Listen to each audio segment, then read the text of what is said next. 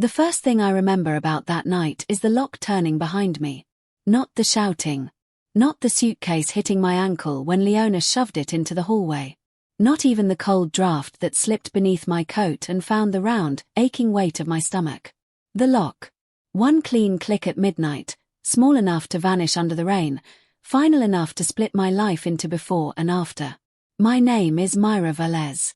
I was 26 years old, 7 months pregnant, and standing barefoot in the corridor of the 32nd floor with one suitcase, no phone charger, and a child moving restlessly beneath my ribs as if she already understood that the world outside was not kind to omegas who had nowhere to go. Leona had not always hated me. I kept turning that over in my head while the elevator lights blinked. She had once held my hand in grocery stores. She had once laughed against my neck and told me my scent reminded her of warm milk and honey. She had once promised that if anyone ever made me feel unwanted, she would make them regret it. Then the test turned positive, her family called me a mistake, and promises became furniture she wanted out before morning. "You can't stay here," she had said, avoiding my stomach. "My mother is coming tomorrow. If she sees you like this, everything gets complicated." Like this. Pregnant. Swollen. Frightened. Hers, though she no longer wanted the word near her name. I had asked for one night. Just until sunrise. Just until the clinic opened, until I could call the Omega shelter on 4th. Leona looked at me with the expression someone wears when a delivery arrives at the wrong address.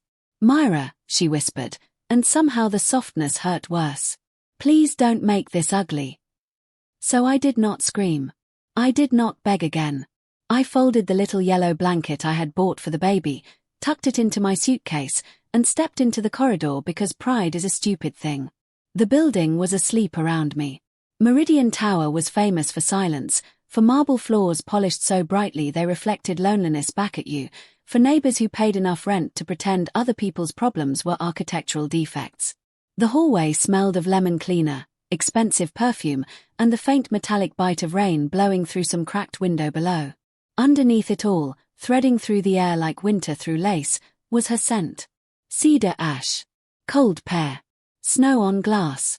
Celeste Arden lived at the end of the hallway in apartment 3201, behind a black door with no wreath, no welcome mat, and no sign that a human heart existed on the other side. Everyone in Meridian Tower knew her. Not personally. No one knew Celeste Arden personally.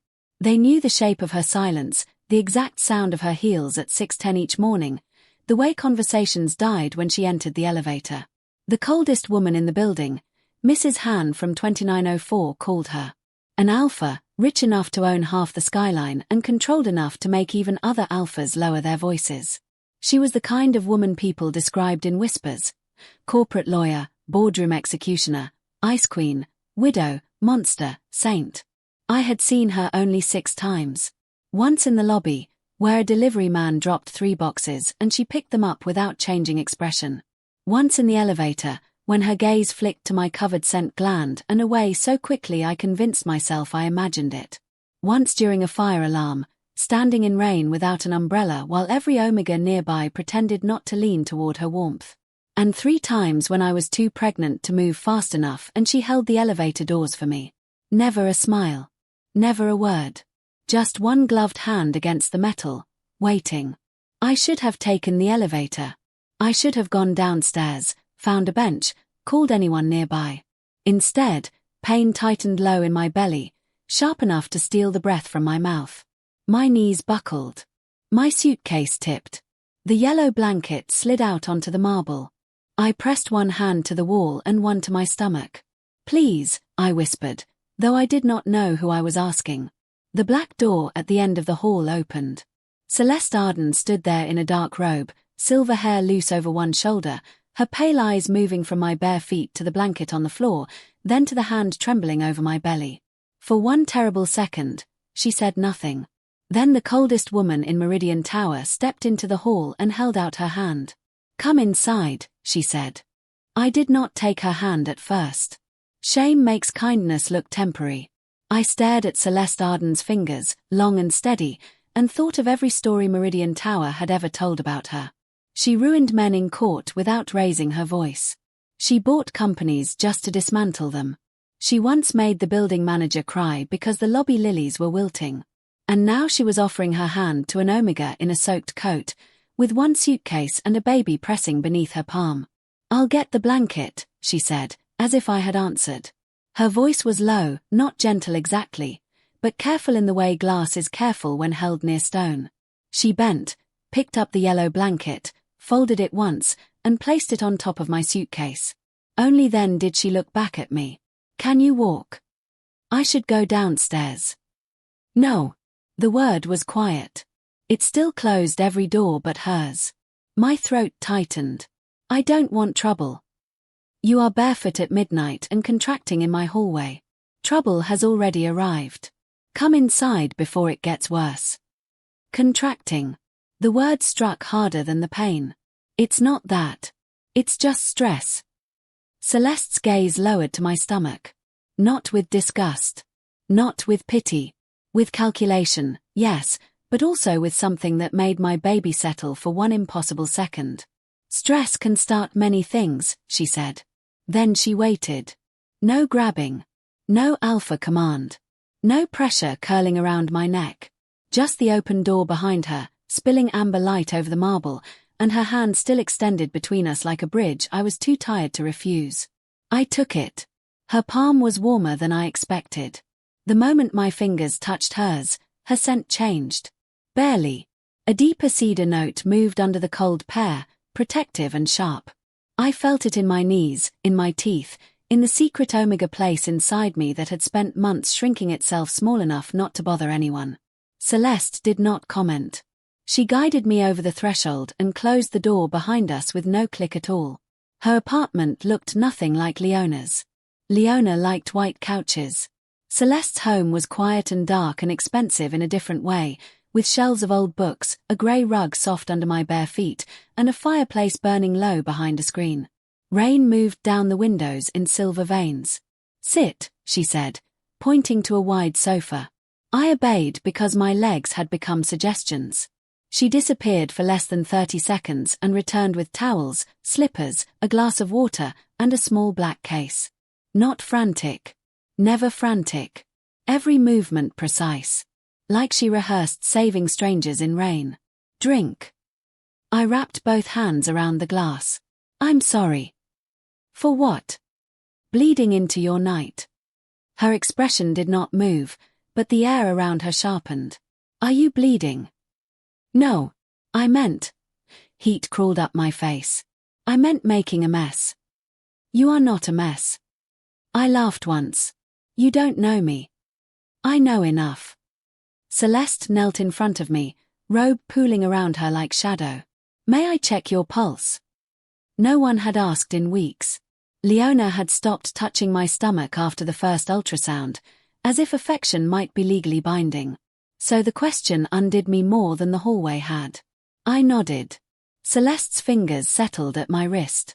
Cool. Accurate. Her eyes moved to the clock, then back to my face. "How far along?" 31 weeks. "Baby moving?" "Yes." "Pain regular?" "I don't know." "Any dizziness?" "A little." "Have you eaten?" That was when I looked away. Celeste went very still. "Mira." I startled. "You know my name." Her thumb paused over my pulse. "Your mail was misdelivered once. I brought it back. You were asleep against the door."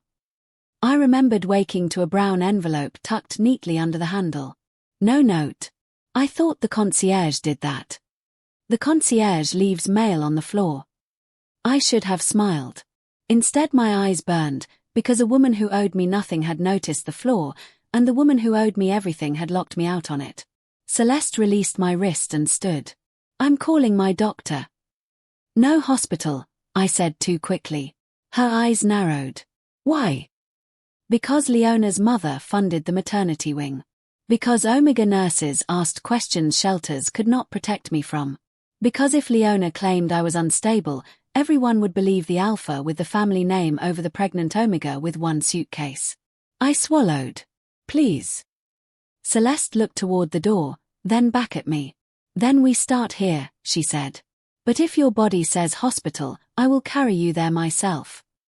Celeste did not ask again. She walked to the kitchen island, picked up her phone, and called someone named Dr. Sarah Lynn with the calm authority of a person who expected midnight to rearrange itself around her. Sarah, she said when the call connected. I have a 31-week pregnant omega in my apartment. Abdominal pain, dizziness, likely dehydration, no bleeding reported. She refuses hospital unless necessary. A pause. No, not mine. Another pause, longer this time. Celeste's eyes found me across the room. That is irrelevant. I stared into the water glass until my reflection blurred. Not mine. Of course I was not. I belonged to nobody now, which should have felt freeing. Instead it felt like standing on a bridge after both ends had burned. Celeste listened, then opened a cabinet and removed a blood pressure cuff, packets of crackers, and a small bottle of electrolyte solution. The woman had emergency supplies arranged like legal documents. 20 minutes, she said, and ended the call. Your doctor makes house calls. I asked. My doctor owes me favors. That sounds threatening. It was expensive. I almost smiled. Almost. Then another cramp gripped me, and the glass shook in my hands. Celeste crossed the room so quickly her robe whispered behind her. Breathe in for 4, she said. Out for 6. I know how to breathe. Then prove it. There was no softness in her face, but there was no panic either. I hated how much I needed that. I breathed because she counted, because her voice cut through the pain and gave it walls. 4 in. 6 out. Again. Again. By the 5th breath, the cramp loosened its fist. Good, she said. The word landed somewhere dangerously tender. I drank the electrolyte solution. I ate 2 crackers because Celeste watched me like she could cross-examine my appetite. When she wrapped a blanket around my shoulders, I caught the faintest scent of her skin beneath the laundry soap. Clean smoke. Winter fruit. Alpha. My omega instincts leaned toward it before my pride could stop them. Celeste noticed. Her hand paused near my shoulder, then withdrew. I'm sorry, I said. For scenting comfort. My face burned. For being obvious. You are pregnant, frightened, and exhausted. Your body is doing its job. My body got me kicked out. The room changed. Not visibly. The fire still burned. Rain still tapped the windows. But Celeste became very quiet, and I realized the cold everyone feared was not emptiness. It was containment. Who locked the door? She asked. I shook my head. Mira. I hated how carefully she said my name. Like it was something bruised. Leona Vey. Recognition sharpened her gaze. Everyone knew the Vey family. Real estate, hospitals, charity galas where omegas served champagne and alphas congratulated each other for donating blankets they had never needed. The baby is hers. I pressed both hands over my stomach. Yes. And she put you out barefoot. She panicked. No, Celeste's voice dropped. She chose. I wanted to defend Leona. Habit rose in me like a trained dog. She was under pressure. Her mother was cruel. She did not mean it. She would call tomorrow. She would apologize after the damage had somewhere else to sleep. But my suitcase was still by Celeste's door. So I said nothing. Dr. Lynn arrived 19 minutes later wearing a raincoat over blue scrubs and the expression of someone who had seen too many emergencies caused by people with money. She was a beater, small and brisk, with gentle hands and absolutely no interest in being impressed by Celeste Arden. On the sofa? She asked. For now, Celeste said. For now, she is my patient, not your deposition. Celeste stepped back at once. That startled me more than anything. Dr. Lynn checked my blood pressure, temperature, pulse, and belly with a portable monitor. The baby's heartbeat filled the room, fast and stubborn and alive. I covered my mouth. Celeste turned toward the window, but not before I saw her close her eyes. Braxton Hicks worsened by stress and dehydration, Dr. Lynn said finally. Not active labor. But she needs food, fluids, rest, and no more emotional violence tonight. Celeste looked at me. She has a room. I opened my mouth. Celeste answered before I could refuse. A locked room, if she wants it. A phone. A charger. Breakfast. Then choices. Dr. Lin studied her, then nodded as if some private test had been passed. A sound chimed through the apartment. The doorbell. I knew, before Celeste checked the camera. My body knew. The baby kicked once, hard. Celeste looked at the screen, and the temperature of the room fell. Leona stood outside, soaked and furious. Celeste set the phone down. Do not move, she said. No matter what she says tonight. Celeste did not open the door immediately. She stood before the security screen with one hand braced on the counter, watching Leona shiver under the hallway lights. Rain darkened Leona's hair and made her mascara run in thin black lines. She looked beautiful anyway. That was one of the unfair things about people who hurt you. They did not become ugly just because you finally saw them clearly. Dr. Lin began packing her case, slower than necessary. You want me to stay? She asked. Yes, Celeste said. I didn't ask you. Both women looked at me. My mouth had gone dry. On the screen, Leona pressed the bell again, harder this time, as if volume could become innocence. She'll make a scene, I whispered. Celeste's mouth curved without humor. Then she will have an audience. She walked to the door and opened it only as far as the chain allowed. Leona's scent hit the room first, sharp rose and expensive smoke, threaded with anger. My body recognized her before my heart could object. The baby rolled, and I hated that part of me still waited for Leona to sound sorry. Mira, Leona said, looking past Celeste. Come here. Not are you all right? Not I was wrong. Not I should never have done that. Come here. Celeste did not move. She is resting.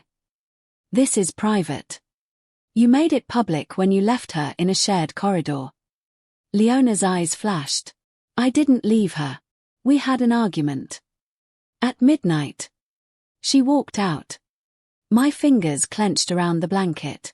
The lie was so clean it almost impressed me. Celeste tilted her head. Barefoot. Leona's gaze flicked down, and for the first time she noticed my shoes by the sofa were not shoes at all, just Celeste's grey slippers swallowing my feet. I was upset, she said. So was she. You don't know anything about us. I know she is dehydrated, contracting, 7 months pregnant, and afraid of the hospital your mother pays for. I know you locked a pregnant Omega out of her home. I know Dr. Lin is standing behind me and heard enough to document medical distress. Choose your next sentence carefully. Silence pressed against the chain. Leona looked at Dr. Lin, then at me. Her expression changed. Not softened. Calculated. The way she looked when deciding which dress would please her mother most. Mira, she said, gentler. Baby, come home. I was scared. You know how my mother is. We can talk. Baby. That word had once made me melt. Now it made something inside me sit very still. Celeste glanced back. She did not speak for me. She just waited, giving me the awful, beautiful burden of choice.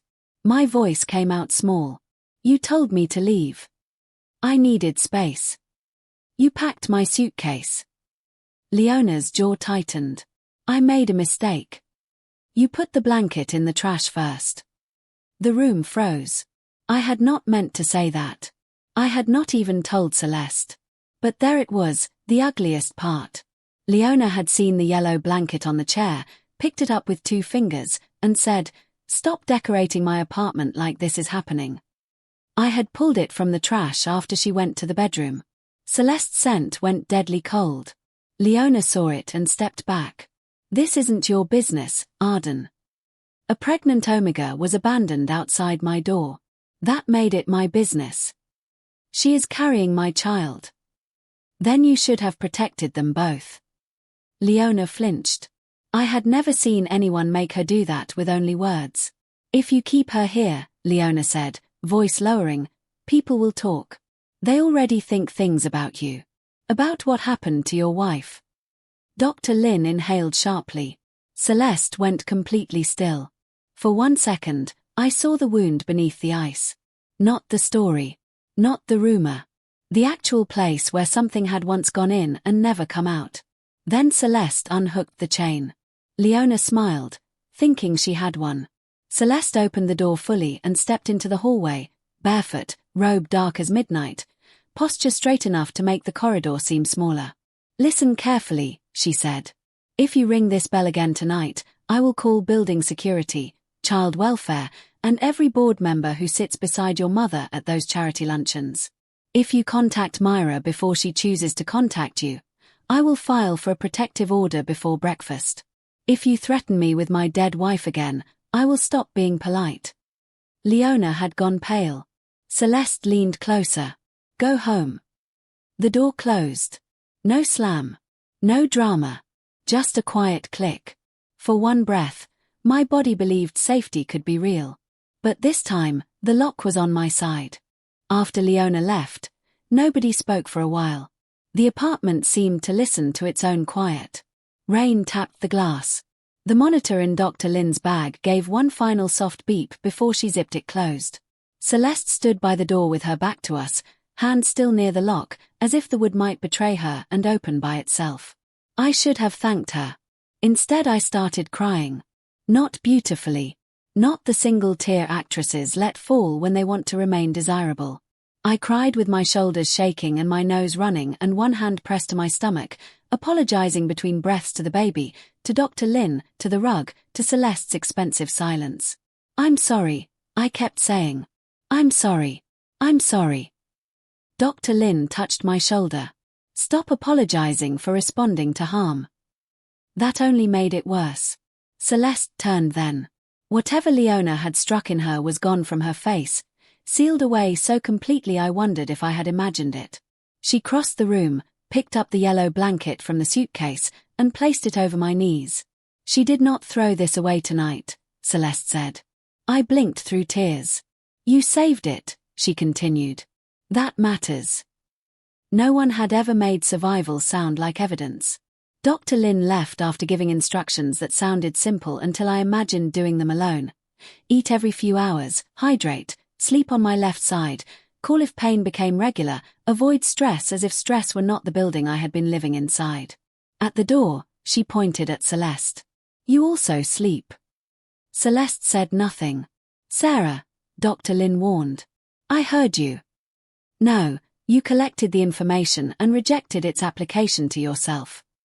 For the first time that night, Celeste looked faintly offended.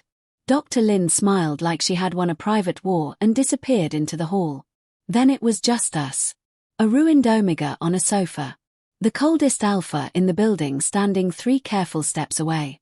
A baby between us, shifting under a yellow blanket like a small moon deciding tides. I have a guest room, Celeste said. Bathroom attached. Lock on the inside. Fresh sheets. I can sleep here. You can. But the bed is better. I don't want to take your room. You won't. I don't want to owe you. At that, she looked at me fully. You do not owe people for basic decency. I laughed weakly. People say that right before making a list. Then I will put it in writing. I thought she was joking. Celeste Arden did not look like someone who joked. She walked to her desk, took a sheet of cream paper from a drawer, and wrote with a fountain pen while I stared at her in disbelief. When she returned, she handed me the page. Mira Valez owes Celeste Arden nothing for shelter, food, medical assistance, clothing, transportation, or any other support offered freely on this date and afterward. Below it, she had signed her name. My laugh broke in the middle and became something dangerously close to another sob. You're insane, I whispered. Possibly. This isn't legally binding. It is emotionally legible. I held the paper against my chest as if it were a second blanket. The guest room smelled faintly of cedar and lavender, like a room kept ready for someone who never came. Celeste placed my suitcase near the closet, set a charger on the nightstand, and showed me the bathroom, towels, water glass, and small lamp. I will be in the study, she said. My door stays open unless you ask otherwise. Your door locks. Use it if you want. Celeste. She paused at the threshold. Why are you doing this? For a moment, only Rain answered. Then she looked at my stomach, not possessively, not sentimentally, but with a grief so controlled it almost looked like respect. Because someone should have opened a door for my wife, she said. Before I could answer, she stepped out and closed the door softly behind her. I locked it with shaking fingers. Then I unlocked it. I did not know why. Maybe because safety felt less terrifying if it had a way in. Maybe because, for the first time all night, I wanted someone to be able to reach me if I called. I lay on my left side, yellow blanket tucked beneath my cheek, Celeste signed promise folded under my pillow. The baby moved once. Gentle this time. As if she approved of the room. Beyond the door, floorboards creaked once. Celeste was awake. I pictured her at the desk, silver hair over one shoulder, guarding a stranger's sleep with the same discipline others used for war. I fell asleep before I could thank her. Morning came quietly, which felt indecent. After a night like that, the sun should have risen dramatically, red and accusing over the city, announcing to every glass tower that something cruel had happened on the 32nd floor. Instead, pale light slipped through the curtains like an apology. The rain had stopped. Traffic murmured far below. Somewhere in Celeste Arden's apartment, a kettle clicked off. For 5 seconds, I did not know where I was. Then my hand found the curve of my stomach. The baby answered with a slow push against my palm. Alive. Still here. Still mine. The paper under my pillow crinkled when I moved. Mira Valez owes Celeste Arden nothing. I read it twice before leaving the bed. Someone had placed clothes on the chair while I slept. Soft black leggings, an oversized cream sweater, and a pack of new underwear with the tag still attached. Beside them sat fuzzy socks, prenatal vitamins, ginger candies, and a note written in the same sharp hand. If any item makes you uncomfortable, ignore it. Breakfast is ready when you are. No heart. No smiley face. Somehow that made it kinder. I showered until the mirror fogged and the scent of Leona's apartment finally washed out of my hair. The sweater smelled faintly of cedar from Celeste's drawers. My omega instincts noticed. My pride pretended not to. When I stepped into the kitchen, Celeste was standing at the stove in a white shirt with sleeves rolled to her elbows. Silver hair pinned at the nape. Bare feet on dark tile. She looked less like a nightmare from corporate law and more like a woman who had not slept but still knew exactly how long oatmeal should cook. You're awake, she said. That usually happens after sleeping. Her mouth twitched. It was so small I nearly missed it, but it changed the entire room. She placed a bowl in front of me. Oatmeal with sliced pears, walnuts, and honey. Toast. Eggs. Water. Tea that smelled like mint. I don't know what you like, she said. So I made options. There were enough options for 3 omegas and a nervous midwife. I sat carefully. Celeste. Yes. You don't have to keep doing things. I'm aware. That means you can stop. I'm also aware of that. I looked down because the eggs blurred. If you're nice to me, I might start expecting it. The knife in her hand went still. When she spoke, her voice had lost its morning edges. Then I will be consistent. I had no defense against that, so I ate. For 10 minutes, the only sounds were the spoon against ceramic and the city waking below us. Celeste did not stare. She read messages on a tablet and turned it slightly away from me, not secretively, but respectfully. Then the building intercom chimed. My spoon froze. Celeste answered from the tablet. Arden. The concierge's voice crackled through. Ms. Arden, Mrs. Vey is in the lobby requesting access to your floor. She says you are harboring a guest who belongs to her family. Belongs. The oatmeal turned heavy in my throat. Celeste's face did not change. No one in this apartment is property. Yes, she is insisting. Then let her insist on ground level. She mentioned lawyers. Celeste set down her coffee. Tell Mrs. Vey that all communication regarding last night's documented endangerment of a pregnant omega should go through my office. If she sends a lawyer, I will send footage, medical notes, and a complaint to the Omega Welfare Board.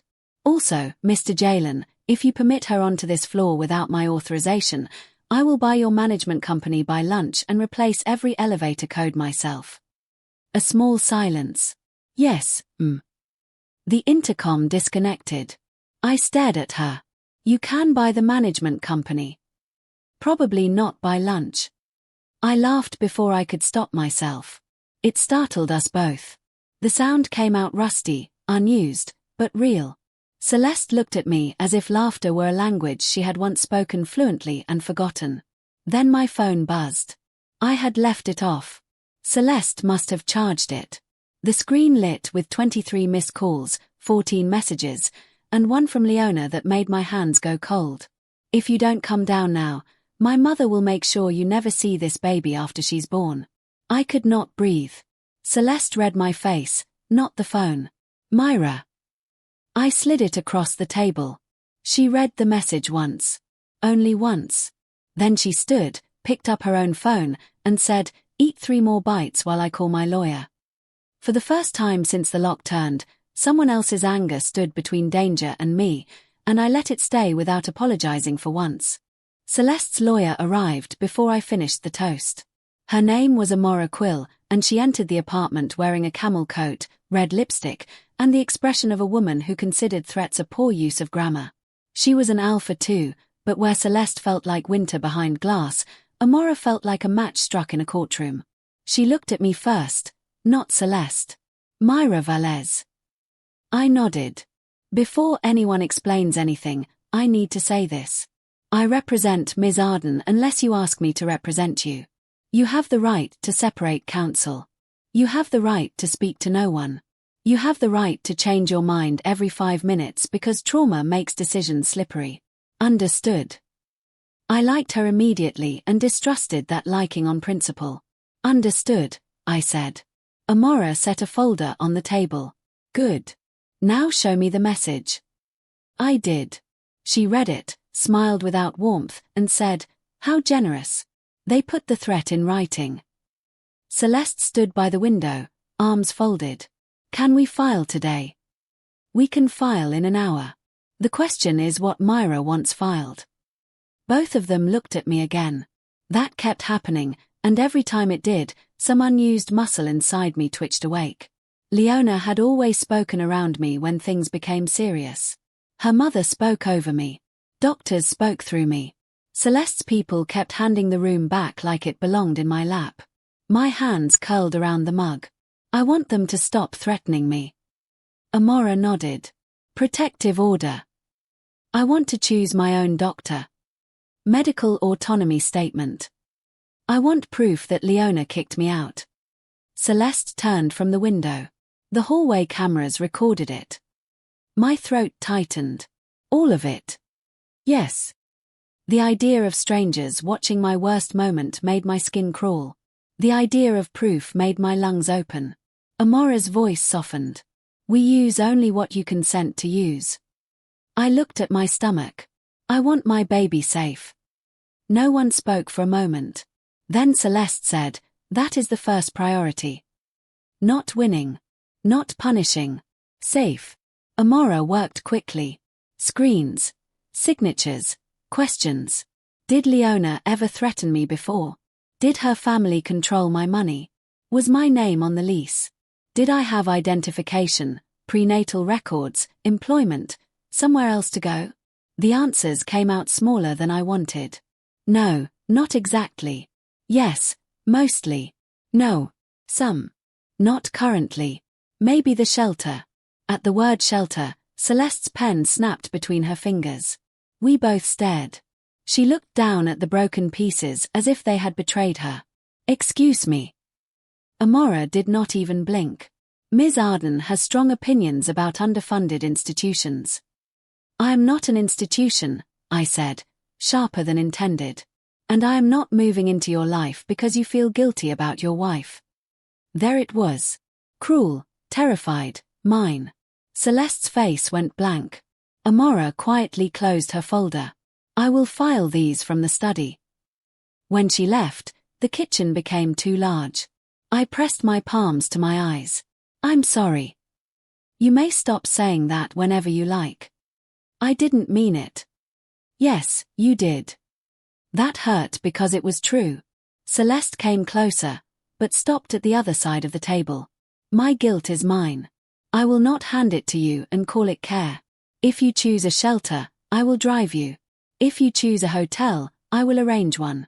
If you choose to return to Leona, I will document that you were medically stable when you left and I will hate it privately. A laugh caught wetly in my throat. Privately. With discipline. I looked at her then. Really looked. The coldest woman in the building, standing in morning light with a broken pen on her counter and oatmeal drying in a pot because she had been too busy protecting me to clean it. What if I don't know what I choose yet? I asked. Celeste's scent softened. Cedar under snow. Then breakfast, she said. Then 1 hour. Then another. The baby kicked. I placed a hand over the movement. Celeste noticed, and for the first time, she smiled. It was not a large smile. It did not transform her into someone warm and easy. It was smaller than that, almost private, like a candle cupped against wind. But it reached her eyes, and the room changed around it. I realized then that cold was not the absence of feeling. Sometimes cold was what happened when feeling had nowhere safe to burn. She likes you, I whispered, because the baby kicked again. Celeste looked startled. Then she looked at my stomach with reverence, fear, and something dangerously close to hope. I'm honored, she said. The protective order was filed before noon. By 3, the Vey family lawyer sent a letter so polished it could have cut fruit. By 4, Amora replied with hallway footage, Dr. Lynn's medical note, and a single sentence. If your clients continue, discovery will be educational. By 5, Leona stopped calling. Silence should have felt like victory. It felt, instead, like standing after an earthquake and waiting to learn which walls were still load-bearing. Celeste did not celebrate. She made soup. I watched from a stool while she moved through the kitchen with severe concentration, sleeves rolled up, hair escaping its pin. She chopped carrots as if cross-examining them. She frowned at the pot like it had offered weak testimony. When she tasted the broth, her expression became so grim I nearly laughed. Is it bad? I asked. It is adequate. That means terrible in rich alpha language. It means adequate. I took the spoon she offered. The soup was too salty, too full of ginger, and somehow the best thing I had eaten in weeks because nobody had made it to keep me quiet. Celeste watched my face like the verdict mattered. It is adequate, I said. Her shoulders lowered by half an inch. That became our first day. Not romance. Not rescue wrapped in music. Just soup, paperwork, naps, and Celeste learning that pregnant omegas needed snacks before they admitted needing snacks. She set crackers on every table without mentioning it. She ordered maternity clothes and left the receipts folded with the promise paper, each marked gift, not debt. She called Dr. Lynn twice and pretended once. When evening came, I found her in the study staring at a framed photograph on the shelf. 2 women stood in front of a courthouse. Celeste, younger but just as straight-backed, and a warm-eyed omega with black curls and a grin bright enough to make the photograph seem noisy. My wife, Celeste said behind me. I startled. I wasn't snooping. You were looking. Her voice held no accusation. She was beautiful, I said. She was impossible. The words came out soft. Nadia believed locked doors were personal insults. She ran an Omega legal clinic from our dining room because rent money, in her opinion, was better spent on people than offices. What happened? Celeste's gaze stayed on the frame. She was pregnant. 6 months. Her bonding family rejected her after I refused a merger with them. They cut off her medical access while I was out of the country. She hid the complications because she thought I already carried too much. By the time she called, the hospital treated her like paperwork. My hand went to my stomach. I'm sorry, I whispered. Celeste nodded once, accepting the words but not leaning on them. I became cold afterward because everyone preferred me that way. Grief makes people uncomfortable. Power makes them useful. That was when I understood the rumors. The Ice Queen. The monster. The widow who frightened whole rooms. She had turned pain into armor, and the world applauded because armor did not ask to be held. You could have told Leona, I said. When she mentioned your wife. No. Why? Because Nadia is not a weapon. I felt that sentence enter me and stay. The baby kicked then, firm and sudden. I winced. Celeste looked away at once, too polite to stare. You can, I stopped, shocked at myself. Her eyes returned to mine. If you want, I finished, cheeks burning. Celeste did not move for several seconds. Are you certain? No. But she keeps doing it when you talk, so maybe she has an opinion. A breath that was almost laughter left her. She crossed the room slowly, giving me time to change my mind with every step. When I did not, she knelt in front of the chair like she had that first night, careful and solemn. I took her hand and placed it on the side of my belly. The baby went still. Celeste's face fell so slightly no one else would have seen it. Then my daughter kicked hard against her palm. Celeste stopped breathing. I did too. Outside, the city moved on, bright and careless. Inside, the coldest woman in the building looked at my stomach as if a door had opened in a room she thought was sealed forever. Hello, she whispered. The baby kicked again. And Celeste Arden, terrifying alpha, corporate executioner, woman of ice and lawsuits, smiled with tears in her eyes. I did not know what name to give the feeling that moved through me then. Gratitude was too small. Attraction was too dangerous. Hope was too bright to look at directly. So I called it quiet, and let it sit between us, breathing safely for the first time. 3 weeks is not long enough to become a family. That is what I told myself every morning when I woke in Celeste's guest room and smelled coffee, cedar, and toast drifting under the door. 3 weeks was not enough time for a stranger to learn that I hated bananas unless they were baked into bread, that my daughter kicked hardest during thunderstorms, that I cried during insurance advertisements and denied it with the dignity of a liar. 3 weeks was not enough time for the coldest woman in Meridian Tower to become the person I searched for when the elevator opened, when the phone rang, when the baby moved in a way that frightened me. And yet, Celeste made room without making cages. She cleared 1 shelf in the bathroom, then 3. She bought a rocking chair and claimed it was recommended by Dr. Lin for spinal support. She labeled drawers in the nursery she refused to call a nursery until I did. She stopped working at the dining table because I once mentioned legal files made breakfast taste like panic. I did not fall in love with her all at once. I fell in love with the way she warmed my socks in the dryer before clinic visits. With the way she read parenting books like opposing counsel might test her on swaddling. With the way she never touched me without asking, but always stood close enough that my body remembered safety was a scent. The first time I said I wanted to stay until the birth, Celeste only nodded. Your room remains yours, she said. For rent? I asked. For breathing. So I stayed. The protective order kept Leona away, but it did not keep memory out. Some nights I woke reaching for a door that was not locked. Some mornings I found myself rehearsing apologies for taking up space. Celeste never told me to stop. She simply made more space and let the apologies die from neglect. At 35 weeks, Dr. Lin scheduled a full checkup at a private clinic across town. Celeste drove. Of course she drove. She adjusted the seat heater, handed me ginger candy, and glared at traffic until I laughed. You find this amusing? She asked. You threatened a taxi with eye contact. It cut you off.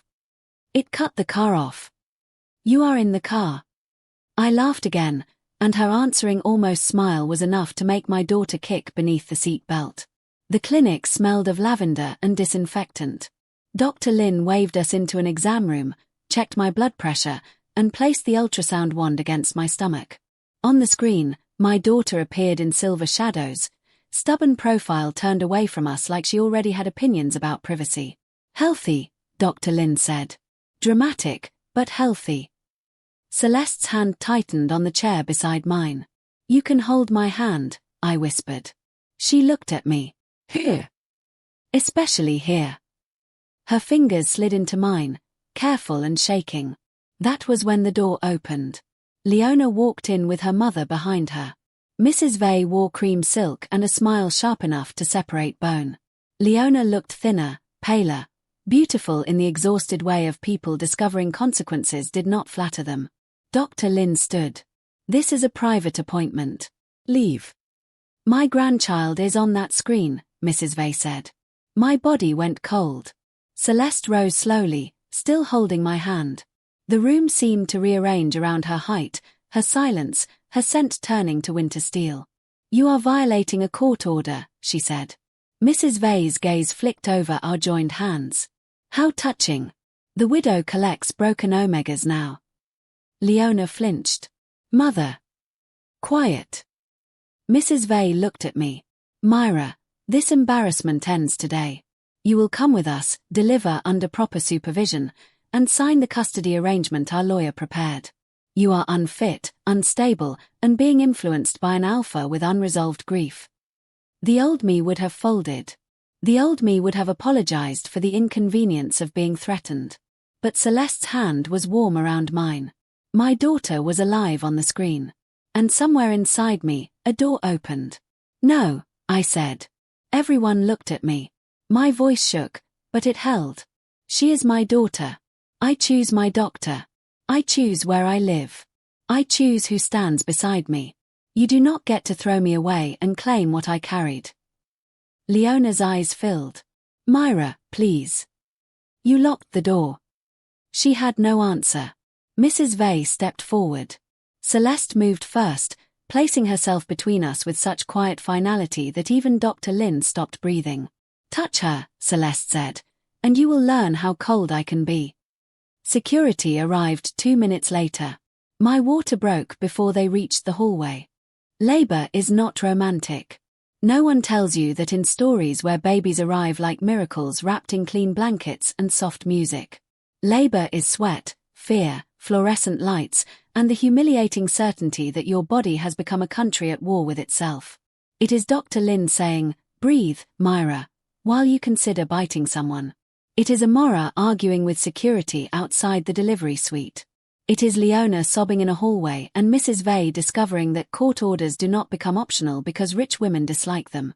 And it is Celeste Arden holding my hand as if letting go would end the world. "I can't," I gasped during the 3rd hour. "You can." "I hate you." "Temporarily." "Your soup was bad." "I know." That made me laugh, which became a sob, which became another contraction. Celeste leaned close enough that her scent wrapped around me, cedar and snow and something warmer now, something like fire learning not to apologize for heat. "Look at me," she said. I did. The coldest woman in the building was crying openly. "You are not alone," she said. "Not in this room. Not after. Not unless you ask me to leave, and even then I will wait nearby until you are safe. Promise." She pressed her forehead to my knuckles. "In writing, if necessary." My daughter was born at 11:47 that night, furious, small, and loud enough to silence every fear in my body. Dr. Lin placed her on my chest, and the world narrowed to damp skin, dark hair, tiny fists, and a cry that sounded like proof. I said her name before I knew I had chosen it. "Nadia." Celeste went still. I looked at her through tears. "If that's all right." For a moment, grief and joy crossed her face together, not fighting, just making room. "Mira," she whispered, broken. "Are you sure?" Your Nadia opened doors. Mine should know where safety began. Celeste covered her mouth. Dr. Lin pretended not to cry. My daughter complained against my chest as if impatient with adult emotions. 2 days later, Leona came to the hospital with flowers she was not allowed to bring past the nurse's station. I met her in a consultation room with Amora outside and Celeste beside me because I chose it that way. Leona looked at the baby through the glass wall and cried without making herself the center of it. "I won't fight you," she said. "Mother wanted to. I did too, at first. But I watched the hallway footage." Her voice broke. I saw myself. I held Nadia closer. Seeing is not the same as changing. I know. Maybe one day she would be better. Maybe one day she would become someone our daughter could know with boundaries strong enough to hold. But forgiveness was not a door I owed anyone just because they knocked. So I said, You can speak to Amora about supervised visits when I am ready. Not before. Leona nodded. For once, she did not ask me to comfort her. When we returned to Meridian Tower, the lobby went silent. Mrs. Han from 2904 stared at Celeste carrying the diaper bag, at me in the wheelchair, at Nadia sleeping against my chest in the yellow blanket once thrown away. Then Mrs. Han said, "Beautiful baby." Celeste replied, "Yes." As if she had negotiated that fact with heaven and won. Months passed. The guest room became my room, then our room, slowly, with conversations, hesitations, and Celeste's written assurances that love was not a lease agreement. Nadia learned to sleep only when Celeste read legal briefs aloud in a monotone. I learned that safety could be boring in the most beautiful way. Bottles drying by the sink, tiny socks in Celeste's suit pockets, oatmeal improved through stubborn practice. No one clapped for us. No music rose. The world did not reward survival with anything grand.